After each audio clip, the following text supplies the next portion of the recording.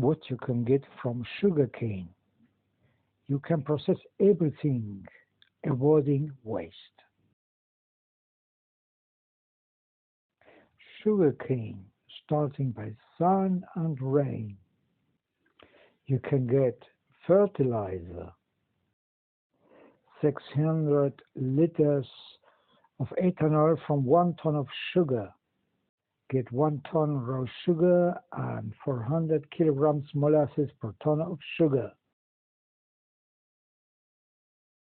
Why molasses is given to cows?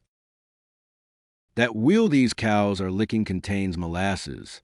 This thick, dark liquid is basically pure sugar extracted from sugarcane or beets, but processed specifically for animal consumption. Its purpose in cattle is simple: to provide quick energy and improve digestion. When cows consume molasses, they get a burst of carbohydrates that are immediately converted into usable energy, while also activating the beneficial rumen bacteria that improve the digestion of forage and grasses. This leads to increased milk production, improved body weight, a stronger immune system, and better use of nutrients from their basic diet.